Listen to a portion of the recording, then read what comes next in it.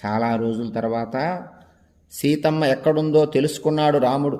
తెలుసుకున్నటువంటి రాముడు సముద్రం పైన, ఘోరమైనటువంటి సముద్రం పైన సేతు నిర్మాణం చేసి వానర సైన్యాన్ని కలుపుకొని సముద్రం దాటి వచ్చాడు.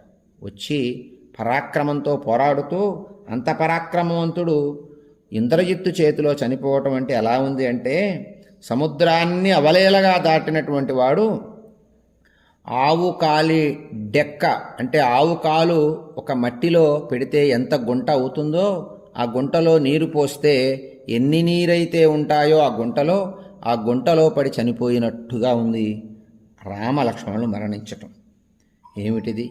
సముద్రాన్ని దాటినటువంటి వాళ్ళు, ఎంతోమంది పరాక్రమవంతులైనటువంటి రాక్షస వీరులను ఎదుర్కొన్నటువంటి వాళ్ళు ఇంద్రజిత్తు చేతిలో ప్రాణాలు పోవటం ఎలా ఉందంటే, ఆవు కాలు డెక్క ఒకసారి పెడితే ఆ గుంటలో ఆ పడ్డటువంటి అచ్చులో ఎన్ని నీరు పోస్తే ఉంటాయో ఆ నీరులో పడి మరణించినట్టుగా ఉంది రామలక్ష్మణుల పరిస్థితి.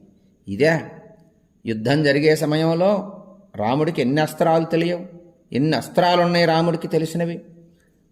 వాయవ్యాస్త్రం వారుణమాగ్నేయమైంద్రం వాయవ్యమేవచ అస్త్రం బ్రహ్మశిరశ్చేవ రాఘవో ప్రత్యపాదతాం. వారుణాస్త్రం, ఆగ్నేయాస్త్రం, ఐంద్రాస్త్రం, వాయవ్యాస్త్రం, బ్రహ్మశిరోనామాస్త్రం, ఇవన్నీ రాముడికి తెలిసినన్ని బాణాలు ఎవ్వరికీ తెలియవు. అంతేనా? దేవేంద్రుడితో సమానమైనటువంటి రామలక్ష్మణుల్ని ఎవరు దాటిపోగలరు యుద్ధంలో? అంతేకాకుండా రామలక్ష్మణులు వేసే బాణాలు వేగం దాటి ఎవడి బాణం కూడా రాదు. అలాంటి వాళ్ళు విగత జీవుల్లాగా పడిపోవటం కాలం యొక్క ప్రభావం అయి ఉండొచ్చు అనుకుంటుంది సీతమ్మ. కాలంలో ఇలాంటి పరిస్థితులు కూడా వస్తాయి. దేవతల్ని సైతం, గంధర్వుల్ని సైతం, యక్షుల సైతం, రాక్షస వీరులను సైతం ఎదుర్కోగలిగినటువంటి వాళ్ళు కాలం ముందు తలవంచాల్సి వస్తుందేమో, కాలానికి ఎవరూ తక్కువ కాదు అని ఒక్కసారి మళ్ళీ మనస్సులో తనకు తానే సమాధానం చెప్పుకుంటూ, దైవాన్ని జయించటం చాలా కష్టం, కాలాన్ని జయించటం ఎవరికీ సాధ్యం కాదు అని బాధపడుతూ ఉంది సీతమ్మ. రాముణ్ణి గురించి నా బాధ లేదు.